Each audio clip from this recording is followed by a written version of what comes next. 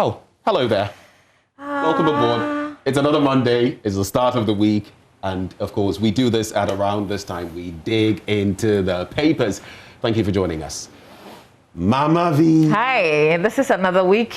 This is perhaps the last one. The dress. Oh, you are, huh? Thank you. What, you like? Because I said thank you. You didn't say you like. Nowadays, I'm careful because I've realized that if I express my liking, your girls are watching. Debbie, I guess I'm not my bills, you know. each like. I haven't even started charging you yet. You're running away. But it's another beautiful morning. How are you today? Oh, I am good. I'm ready to face the week. You know, it's like bring it on. Charlie, the week didn't end. A bit. It didn't end. Oh no. When I started, you know that weekend thing. For me, it's not a reality. Well, it ends for me. I have decided that it will end. Fortunate to you. Weekends. Yeah. So the song we started the show with is So Much For You. Yeah, happy because you rested. Absolutely. Charlie? Just do lazy stuff sometimes. Read unnecessary materials. Well, not really unnecessary, but you know those novels, those romantic novels sometimes. Like, just read, just do something, you know? Did you ever, thinking of the silhouette challenge and stuff, did you ever read those novels back in school that is it Sweet Valley? Silhouette. Did you ever read those? I read Sweet Valley. Sweet Valley? Yes, sir. How sweet was it? I was addicted. Oh, God. You know, you brought my memories. Back then, the things people were, hey. Yeah. That school isn't school anymore. Well, and you know, I went to Zion College, in Angloga, and we had to get books from the library. So you have to walk from Zion College to the library. We're 3 girls, and we were just in love with the books. Right. I read Hardy Boys as well. Hardy Boys was not the same as Sweet Valley, but yes. Yeah. For us, I mean, the library was at a central point. I remember House 1, St. Augustine's, Bishop Herman College, by the way. And I loved to go there. The librarian got to know. I mean, some of us were known. I think, was it Raymond? Archie. I mean, we had a good library. You had a good library on campus. On campus. Okay. I realized from when you were saying you had to walk to the library. we had to go to the. You likely didn't have one. We had to go to the town in order to access the library because it was better stock. Yes. They must have taken some passion. Oh yeah. Charlie, my life in Angloga. But you see, I have to write a book. You see the dividends is paying now. Oh yeah. You sowed the seed. Absolutely. Well, I have the Ghanaian Times, the Daily Guide, the Finder, and the Daily Searchlight this morning. What do you have? The Daily Graphic, Daily Dispatch, the Ghanaian Publisher, Business and Financial Times, and the Daily Statesman.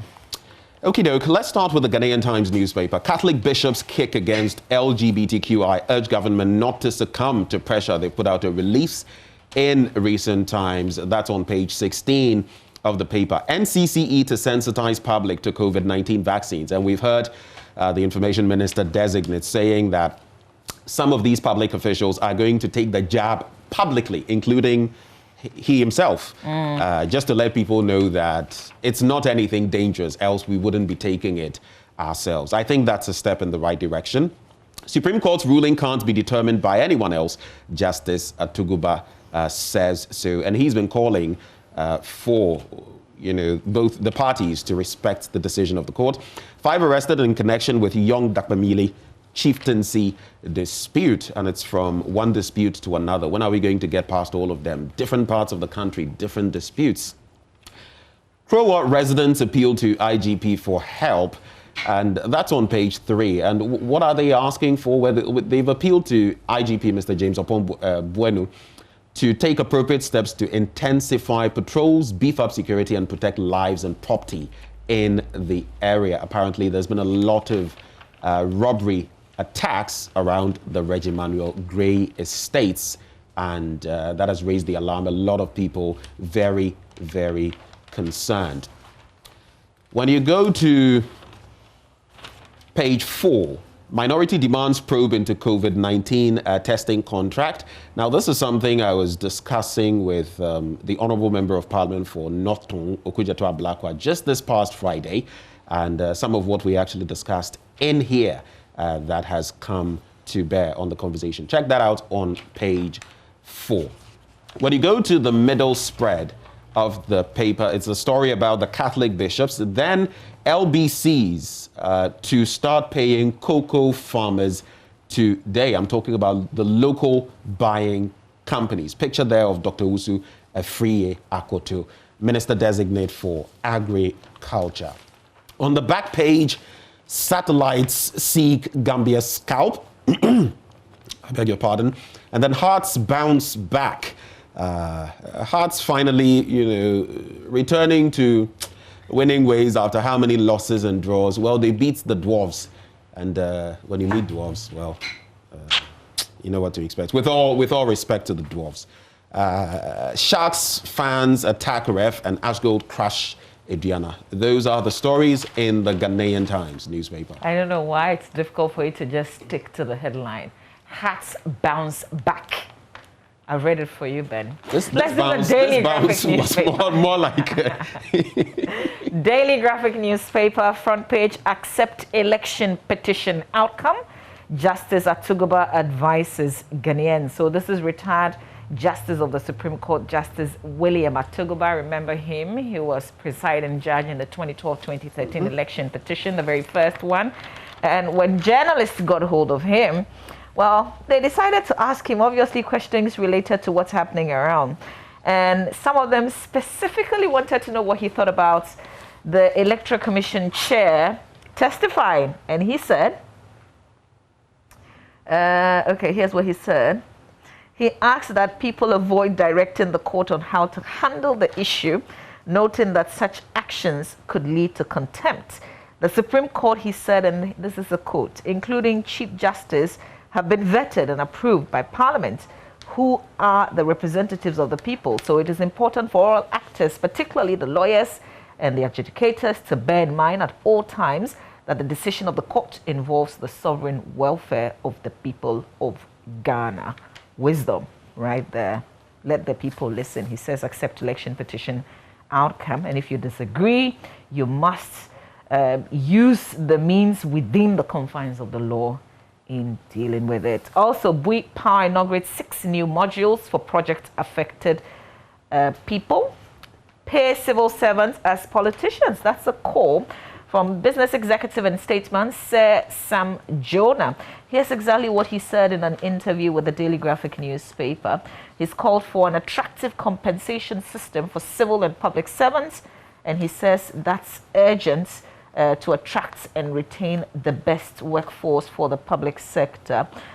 He puts the politicians and the civil servants together. He says both groups worked for the same state, but the gap between their remunerations was wide to the extent that it risked discouraging young professionals seeking careers in the public sector. They spoke to him about other issues, including COVID-19. You can grab the paper and read the rest of the story.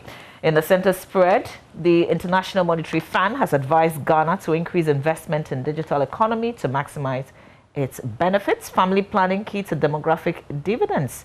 That's a call or a position held by some development partners. COCOBOD to begin payments of LBCs this week.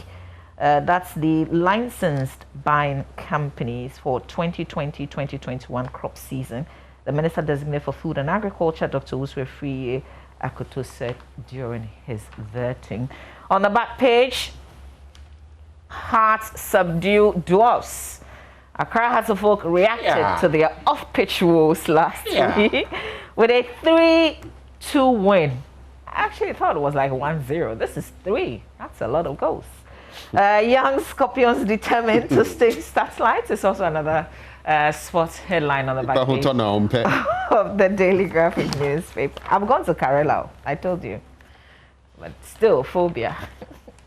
Okay, that's it for the paper. Karela phobia. Oh, there's on page 5 in the graphic. Sorry, 7 die in Nigerian Air Force plane crash.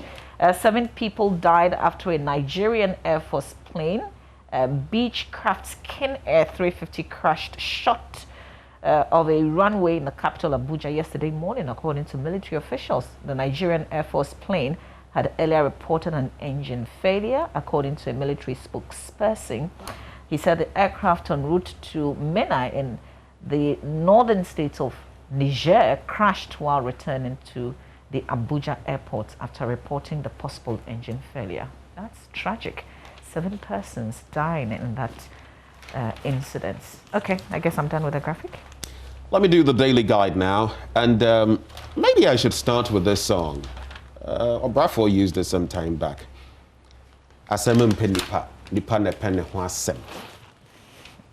We've become breadbasket, Dr. Osei.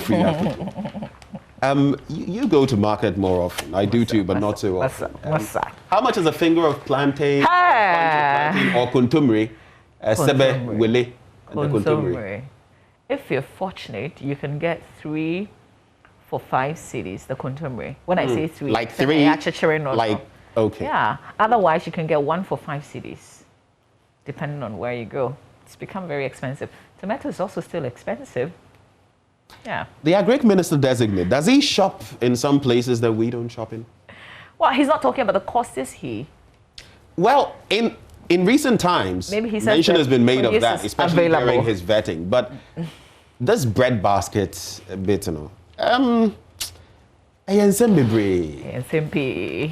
but well, we're going to take him so. You know, he's been talking about our maize production and all of that, and that we're doing so well.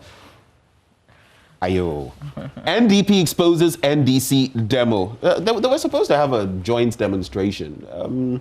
We'll check out what the story is saying to find out. Is it the same 24th picketing? Oh, that's Page different. 3 will confirm that when we get into the story. It actually says the NDP has vehemently denied claims that it is planning a demonstration alongside so-called disgruntled opposition NDC elements against the Electoral Commission and the Supreme Court. That's the thrust of it. Now, there's a statement signed by the NDP's General Secretary, Alhaj Mohammed Frimpong. The party founded by former First Lady Nana Konadu Rawlings had no hand to what he called the diabolical attempt to disturb the peace of the country. So that is that. The police has been cracking down on demonstrations and even so-called picketing attempts in recent times. So we'll see how that goes. NCA, NLA crack whip on Alpha. FDA CAF endorse herbal medicine. Now this story, I'll get into it when we return. It's on page 6.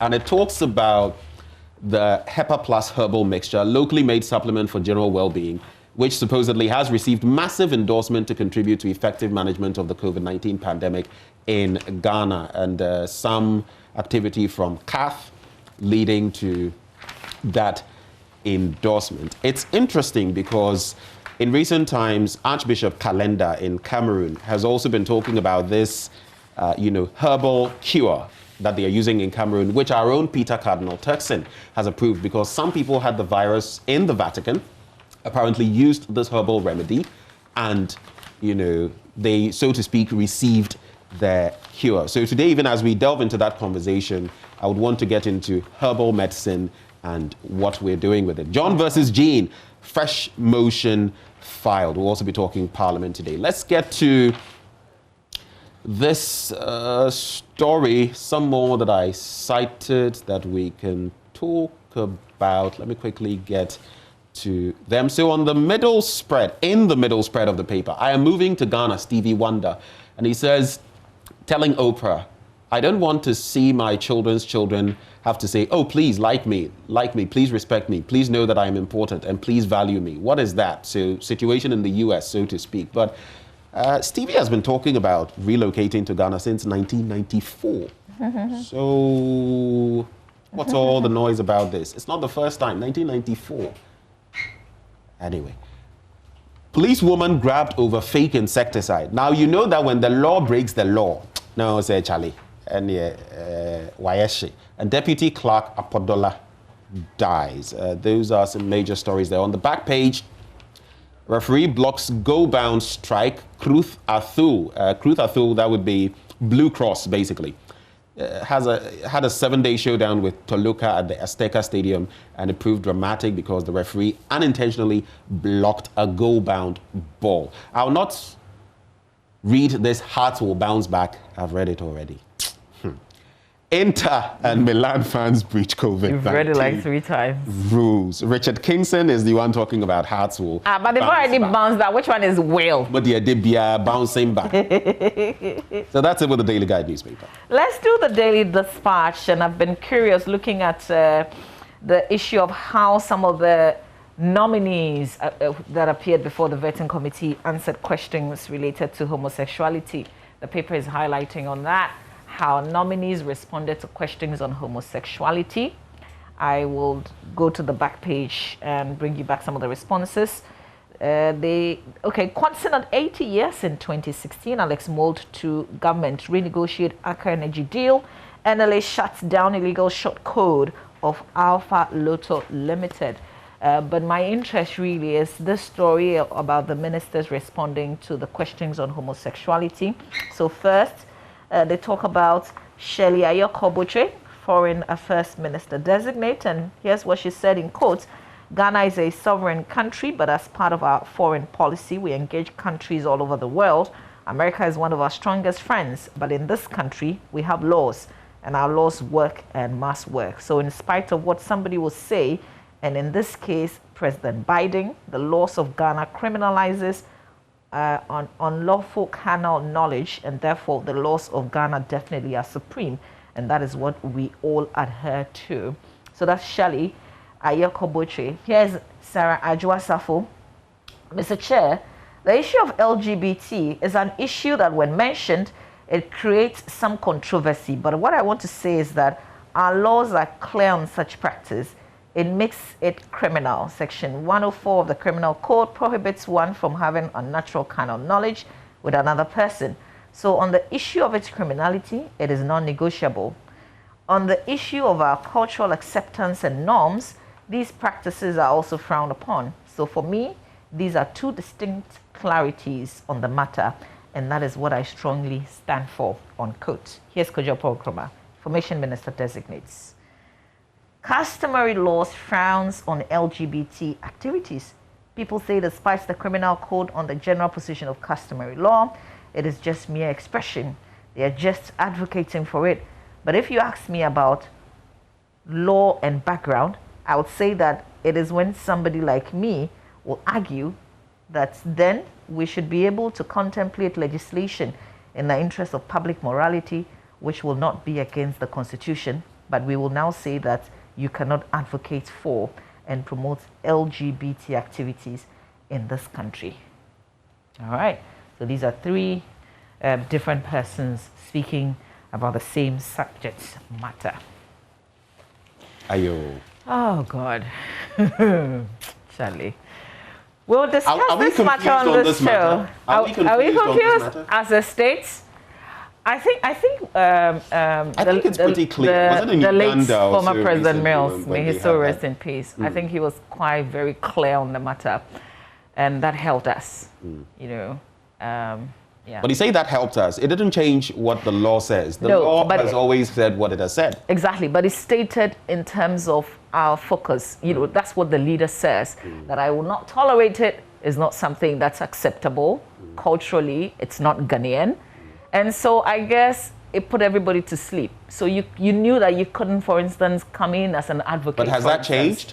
Did that change on the back of what our president said? That has changed a lot. Because I remember in that interview, and I may not get it exactly as he said it, but this is how I understood it, that we haven't had people advocating for it. It was almost like we're not there yet. Okay. But when we get there, like when we get to that bridge, then we will cross it. And we'll see how we do with it. It is bound to happen.